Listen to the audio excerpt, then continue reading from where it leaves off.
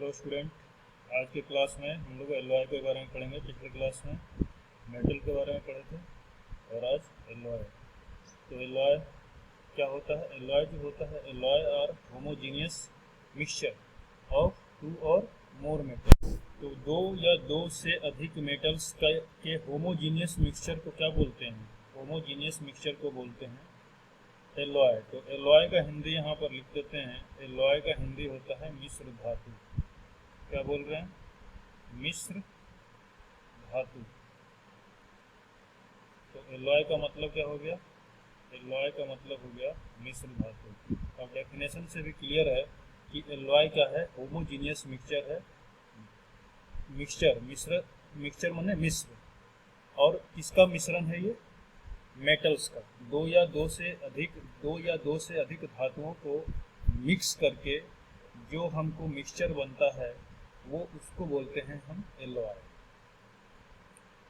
तो एग्जाम्पल है एलॉय का, कुछ एग्जाम्पल है ब्रास, ब्रॉन्ज, स्टेनलेस स्टील। तो जैसे ब्रास हो गया, ब्रॉन्ज हो गया, स्टेनलेस स्टील हो गया, ये सब दो या दो से अधिक मेटल्स इसके अंदर पाए जाते हैं। तो ये अब क्या है, हमको एलॉय का जरूरत क्यों पड़ा? तो generally alloys are prepared by fusing together the different ingredients in a furnace. Alloy को प्रिपेयर कैसे बनाते हैं? एलॉय को बनाते हैं अलग अलग मेटल्स को फ्यूज करा के, अलग अलग मेटल के कंस्टिट्यूएंट को फर्नेस के अंदर फर्नेस क्या बताए थे? फर्नेस होता है भट्ठी, जिसके अंदर अलग अलग मेटल्स को क्या किया जाता है? मेल्ट कराया जाता है। मेल्ट कराकर उनको फ्यूज किया जाता है। जब मेटल मेल्ट हो जाएगा तो उसको फ्यूज का मतलब होता है मिक्स कराने में आसानी होता है। तो मेटल्स को फर्नेस के अंदर मेल्ट करते हैं हाई टेम्परेचर पर, और फिर दो तीन अलग अलग मेटल्स को आपस में हम फ्यूज करा देते हैं, मिक्स करा देते हैं। The alloy exhibit different properties when compared with properties of metals in them. तो एलॉय का जो प्रॉपर्टी होता है वो मेटल्स के प्रॉपर्टी के से अलग होता है। मान लो एलॉय आप बनाए किसका, एक एग्जांपल ले लेते हैं।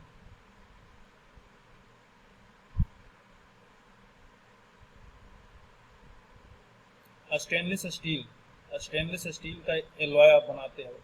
तो स्टेनलेस स्टील क्या क्या चीज़ का बना हुआ है? क्रोमियम इसके अंदर 14% है, निकेल 1% है, कार्बन 1% है, और आयरन का मात्रा सबसे ज़्यादा है 84%। तो स्टेनलेस स्टील का जो प्रॉपर्टी होगा वो क्रोमियम, निकेल, कार्बन और आयरन के प्रॉपर्टी से बिल्कुल ही अलग होगा। मतलब क्रोमियम, निकेल, कार्बन और आयरन इन चारों को मिक्स करा दिए, फ्यूज कराकर हमको एक अलग कंपोनेंट मिला, एक अलग मिक्सचर मिला, एक अलग एलॉय मिला, जिसका नाम हमने रख दिया स्टेनलेस स्टील। तो स्टेनलेस स्टील का जो प्रॉपर्टी होगा तो वो ये सब मेटल्स के प्रॉपर्टी से अलग होगा। मतलब इसका गुण जो होगा इन सभी मेटल्स के गुण से अलग होगा। तो इसलिए हमको एलॉय का जरूरत पड़ा कि मेटल जो गुण हमें एक सिंगल मेटल नहीं दे पा रहे थे, जो प्रॉपर्टी एक सिंगल मेटल हमको नहीं दे पा रहे थे, तो उनको हम क्या किए, दो या दो से अधिक मेटल्स को मिक्स कराकर हमको जो प्रॉपर्टी चाहिए होगा वो हमने प्राप्त कर लिया। तो वही चीज़ बताया गया है। पर्पस ऑफ एलॉइंग का पर्पस क्या है? किस लिए एलॉय मतलब कि एलॉय बनाने का क्या पर्पस है? तो पहला, to increase the hardness of the metal के हार्डनेस को बढ़ाने के लिए हम एलॉइंग करते हैं। मेटल का हार्डनेस बढ़ाने के लिए, हार्डनेस क्या होता है? मेटल का वो प्रॉपर्टी होता है जिसके वजह से मेटल के ऊपर कोई स्क्रैच या रगड़ या वियर एंड टियर नहीं आ जाए। ये वाला प्रॉपर्टी अगर मेटल शो करता है तो उसको बोलते हैं हार्डनेस। तो अगर मेटल को हार्ड बनाना है तो एलॉय बना लो, दो या तीन मेटल को आपस में मिक्स कर लो। तो फिर एलॉय का दूसरा प्रॉपर्टी है, पर्पस क्या है? To increase the tensile strength of the metal के टेंसाइल स्ट्रेंथ को बढ़ाने के लिए हम एलॉइंग करते हैं। तो टेंशन में फेल ना हो मेटल। मान लो ये कोई मेटल है, मान लो अल्मोनियम। तो तो अल्मीनियम को दोनों साइड से P4 से हम खींच दिए, दोनों साइड से P4 से हम खींच दिए, तो एल्युमिनियम क्या हुआ, जल्दी टूट गया। टेंसाइल स्ट्रेंथ इसका कम था, लेकिन जब हम एल्युमिनियम का एलॉय बना लिए, तब इसको जब हम टेंशन में खींचने लगे तो ये जल्दी नहीं टूट रहा और ज़्यादा फोर्स लगाना पड़ रहा है। तो टेंसाइल स्ट्रेंथ हम मेटल का बढ़ाने के लिए एलॉइंग करते हैं। कोरोजन रेजिस्टेंट, जब हमारा एलॉय बनकर तैयार हो जाता है तो वो कोरोजन रेजिस्टेंट भी होता है। तो एलॉय का तीसरा जो प्रॉपर्टी है वो कोरोजन रेजिस्टेंट, जंग का अवरोधक है, मतलब जंग नहीं लगेगा। Enhance the malleability and ductility, तो मेलिएबिलिटी मतलब अगर आपसे पूछे कि सबसे मेलिएबल मेटल कौन सा है, तो सबसे मोस्ट मेलिएबल मेटल है हमारे पास जो अवेलेबल है वो गोल्ड है। गोल्ड क्यों सबसे ज़्यादा मेलिएबल मेटल है, क्योंकि गोल्ड को पीट कर आप हैमर से ठोक कर आप इसका पतला शीट बना सकते हो, पतला शीट बना सकते हो। और डक्टिलिटी, जो एलॉय होता है उसका डक्टिलिटी भी ज़्यादा होता है। तो डक्टिलिटी मेटल का वो प्रॉपर्टी है जिसके हेल्प से मेटल को खींच करके पतला वायर में हम कन्वर्ट कर सकते हैं। तो कॉपर मेटल का डक्टिलिटी ज़्यादा है, कॉपर का डक्टिलिटी ज़्यादा है और गोल्ड का मेलिएबिलिटी ज़्यादा है। कॉपर के मेटल को आप खींच करके पतला वायर बना सकते हो और गोल्ड को पीट कर आप इसका पतला शीट में कन्वर्ट कर सकते हो। तो इसलिए हमको गोल्ड का ज्वेलरी मिलता है, क्योंकि इसका मेलिएबल प्रॉपर्टी सबसे ज़्यादा है। गोल्ड, सिल्वर ये सब का मेलिएबल प्रॉपर्टी ज़्यादा है, लेकिन कॉपर का डक्टिलिटी ज़्यादा है। कॉपर का क्या ज़्यादा है, डक्टिलिटी, क्योंकि कॉपर को खींच करके हम पतला सा वायर बना सकते हैं। तो और कॉपर भी क्या है, तो ये सब जो एलॉइंग प्रॉपर्टी होता है वो हमारा एलॉइंग प्रॉपर्टी, एक सिंगल मेटल के अंदर जो प्रॉपर्टी हमको नहीं मिलता है, एलॉय बनाने पर हमको वो प्रॉपर्टी मिल जाता है। तो 4 प्रॉपर्टी हमने देख लिया। 5वां जो हमको पर्पस है एलॉय बनाने का, to get attractive surface and appearance. हमको एलॉय जब हम बना देते हैं तो उसका जो सरफेस हमको दिखता है अट्रैक्टिव दिखता है, ज़्यादा सुंदर दिखता है। टू एब्रेजन रेजिस्टेंट वही चीज़ है, मतलब जब 2 मेटल आपस में टकराते हैं तो क्या होता है, उन दोनों के बीच में रगड़ होता है। तो यहाँ पे एलॉय बनाने पर जो रगड़ वाला, एब्रेशन वाला जो प्रॉपर्टी होता है वो कम हो जाता है। The machinability of the metal can be improve. इसका जो मशीन के अंदर जब इसको हम यूज करते हैं तो मशीन प्रॉपर्टी इसका बढ़ जाता है। मतलब आप इस एलॉय को किसी भी मशीन में यूज कर सकते हो, मशीन का कंपोनेंट पार्ट बनाने में। तो मशीन वाला जो प्रॉपर्टी होता है मेटल का, मशीन बनाने का जो प्रॉपर्टी होता है, मशीन के अंदर जो कंपोनेंट लगते हैं वो वाला प्रॉपर्टी इसका अच्छा हो जाता है। Melting point of metal decrease. अब इससे एलॉय जब हमारा बनकर तैयार हो जाता है तो एलॉय का जो मेल्टिंग पॉइंट होता है वो कम हो जाता है। The colour and metallic lustre can be improve. तो वही है, सुंदर दिखने में लगता है, मेटेलिक लस्टर, चमक आ जाता है एलॉय। तो ये 9 जो हैं पर्पस है एलॉइंग। तो आपको एग्जाम में आ सकता है, what is alloy, example of alloy. Alloy का एग्जाम्पल आप क्या दे सकते हो, जैसे हमारा ब्रास हो गया, ब्रोंज हो गया, स्टेनलेस स्टील हो गया। कैसे बनाते हैं, तो इनको फ्यूज करके 2 या 2 से अधिक मेटल को फ्यूज करके बनाते हैं। क्या पर्पस है एलॉय का, तो ये आपको पर्पस आपको पता होना चाहिए। अब आगे जो पढ़ते हैं हमारा एलॉय अब 2 तरह का होता है, टाइप्स ऑफ एलॉय। तो जैसे हमने मेटल में पढ़ा था, मेटल्स 2 टाइप के होते हैं, फेरस मेटल और नॉन फेरस मेटल। तो सेम उसी तरह का एलॉय भी हमारे पास 2 तरह का है। पहला है फेरस एलॉय और दूसरा है नॉन फेरस एलॉय। तो फेरस एलॉय के अंदर क्या होगा, कार्बन कंपोनेंट का, आयरन के कंपोनेंट का, आयरन सब का मात्रा अधिक होगा फेरस के अंदर, और आयरन इस फेरस एलॉय के अंदर आयरन जो होगा मेजर कंपोनेंट होगा, और नॉन फेरस के अंदर आयरन जो होगा मेन कंस्टिट्यूएंट नहीं होगा। तो पढ़ते हैं फेरस एलॉय और नॉन फेरस एलॉय। तो पिछले क्लास में फेरस मेटल पढ़े थे, नॉन फेरस मेटल पढ़े थे, अब फेरस एलॉय। तो alloy which contain iron as the alloy which contain iron as the main यानी major constituent are called ferrous alloy.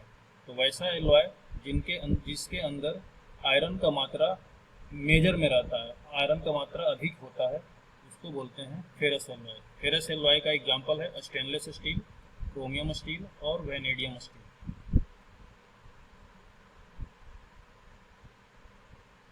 तो देखो फेरस एलॉय का पहला जो एग्जांपल हमने बताया था स्टेनलेस स्टील। तो अगर आपसे पूछ देगा कि स्टेनलेस स्टील किन किन मेटल से मिलकर बना है, तो आप बोलोगे क्रोमियम 14% है स्टेनलेस स्टील के अंदर। क्रोमियम कितना परसेंट है?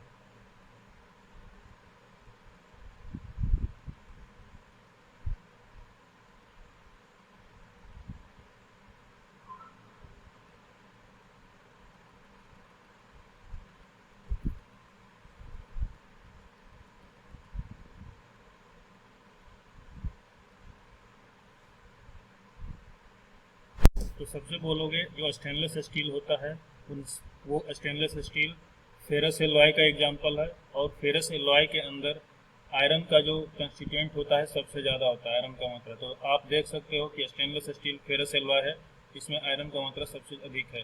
आयरन कितना परसेंट है? 84%, 84%। और क्रोमियम 14%, निकल 1%, कार्बन 1%। तो इन चारों मेटल को मिलाकर हमको जो मेटल तैयार होता है, जो एलॉय बनता है, वो हमारा है ये, वो है हमारा स्टेनलेस स्टील। तो स्टेनलेस स्टील का यूज कहाँ पे है? Stainless steel are use for making kitchen utensils. तो जो हमारे घर में किचन होता है, तो किचन का जो सामान होता है उसको बनाने में यूज होता है कौन? Stainless steel. स्टेनलेस स्टील आपका जो ब्लेड होता है, सेविंग ब्लेड, वो भी बनाने में स्टेनलेस स्टील का यूज होता है। तो ब्लेड तो सबने देखा ही होगा। Used for making surgical instrument. Surgery में जो इंस्ट्रूमेंट का यूज होता है, डॉक्टर लोग जो सर्जरी करते हैं, तो वो सर्जरी वाले इंस्ट्रूमेंट बनाने में स्टेनलेस स्टील का यूज होता है। Used for making automobile parts. तो जो हमारा गाड़ी चलता है, तो गाड़ी के पार्ट बनाने में, गाड़ी ऑटोमोबाइल मीन्स जो हमारा व्हीकल है या गाड़ी है, गाड़ी के पार्ट बनाने में भी हम यूज करते हैं क्या? Stainless steel. दूसरा, ये फेरस मेटल का दूसरा एग्जाम्पल है क्रोमियम स्टील। फेरस एलॉय का दूसरा जो एग्जाम्पल है हमारे पास क्रोमियम स्टील। तो क्रोमियम भी क्या है? फेरस। 80 से 80 टू 99% इसके अंदर कार्बन होता है, इसके अंदर आयरन होता है। तो क्रोमियम स्टील के अंदर मेन जो कंस्टिट्यूएंट है आयरन है। क्रोमियम और कार्बन का परसेंटेज 0.5 से 1.8%, और कार्बन का 0.15 से 1.3%, ये 1.8% है। तो क्रोमियम स्टील का यूज होता है मेकिंग रॉक कटिंग मशीन बनाने में। रॉक कटिंग मशीन बनाने में यूज होता है। रॉक को, पत्थर को, चट्टान को काटने के लिए जो मशीन बनाते हैं, वो मशीन किससे बनेगा? क्रोमियम स्टील से। तो use for making files. Files बनाने में यूज होता है। Use for making ball bearings. तो बॉल बीयरिंग्स ये वाला, ये बॉल बीयरिंग।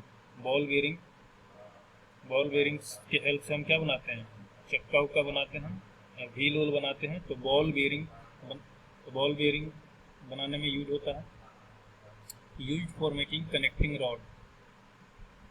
कनेक्टिंग रॉड, इस तरह का रॉड जो कि कोई पिस्टन या क्रैंक को कनेक्ट करता है। तो ये मान लो क्रैंक, ये पिस्टन और इधर क्रैंक। तो क्रैंक या पिस्टन को आपस में जो कनेक्ट कराने के लिए जो रॉड बनाते हैं, तो उसके अंदर क्रोमियम स्टील का यूज होता है।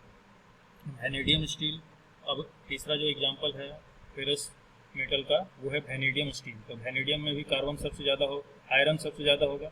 97 से 98% हमारे वैनेडियम स्टील के अंदर आयरन होता है। बाकी वैनेडियम क्रोमियम का मात्रा बहुत ही कम होता है। तो वैनेडियम स्टील का यूज कहाँ होगा? Making gears and bearing.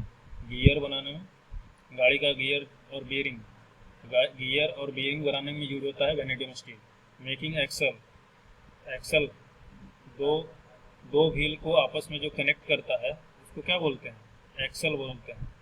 तो एक्सल बनाने में यूज होता है। तो गाड़ी के अंदर जनरली हमारे गाड़ी में कितना चक्का होता है? 4 चक्का होता है कार में। तो 2 चक्का आगे होता है, तो 2 चक्का को कनेक्ट कौन करता है? एक्सल कनेक्ट करता है, और 2 चक्का हमारा पीछे होता है। तो 2 व्हील को आपस में जो कनेक्ट करता है, वो उसको क्या बोलते हैं? एक्सल। ये हमारा क्या है? एक्सल। तो एक्सल बनाने में कौन सा एलॉय का यूज करोगे आप?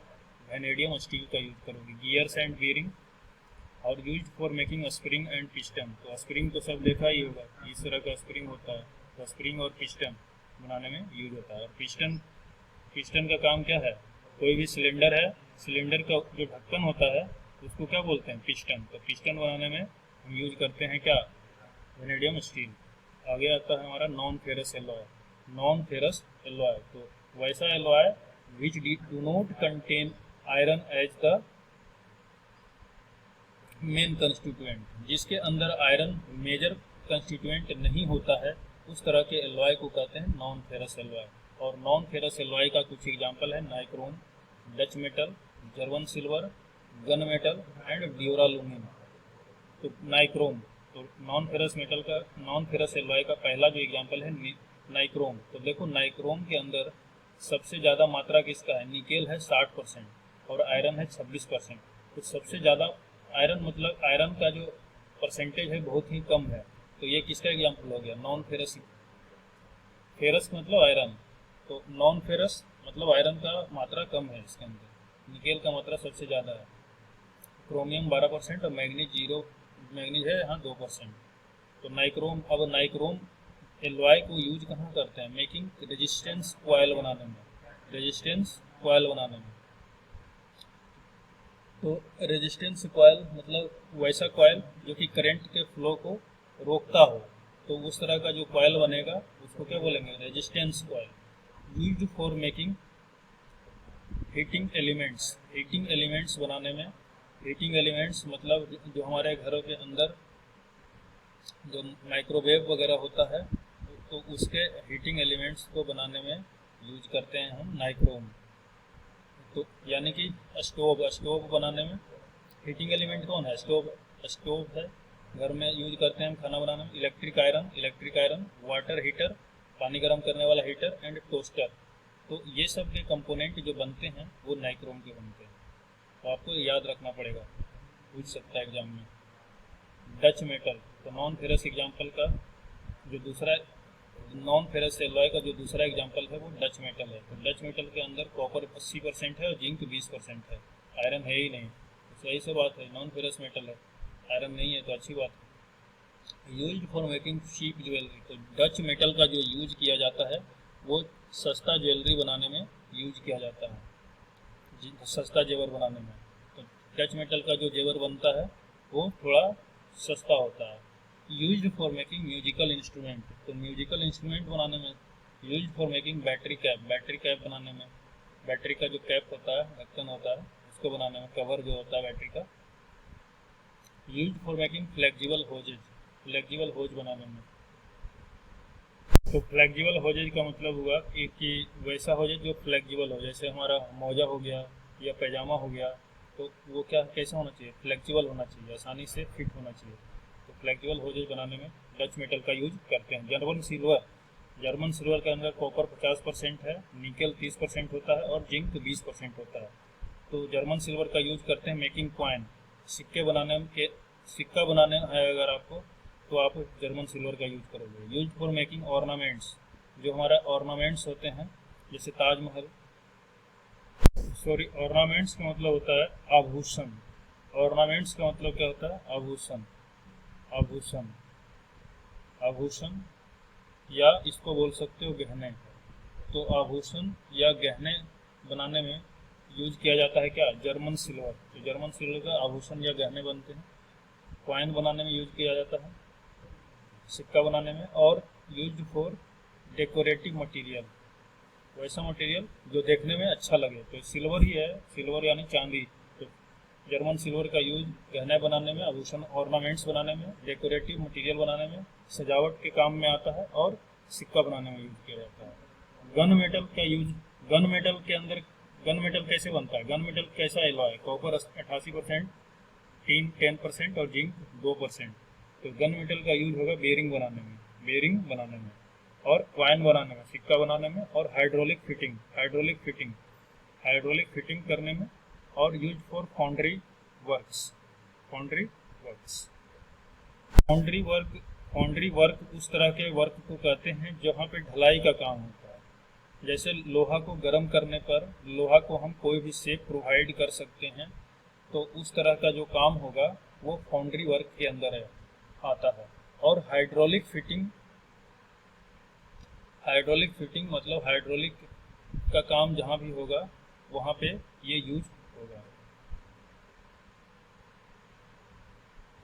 ड्यूरालुमिन एलॉय है, और एलुमिनियम इसके अंदर सबसे ज़्यादा होता है, 95% एलुमिनियम, कॉपर 4%, 0.4% लिखा हुआ है, मैग्नीशियम 0.5% और मैंगनीज 0.5%। ये कोई फिक्स नहीं होता है, मतलब कि वेरी करा सकते हैं थोड़ा बहुत। तो यूज्ड इन मेकिंग एयरक्राफ्ट्स जो हमारा हवाई जहाज होता है, हवाई जहाज बनाने में यूज किया जाता है duralumin. Used for making automobile parts and locomotive parts.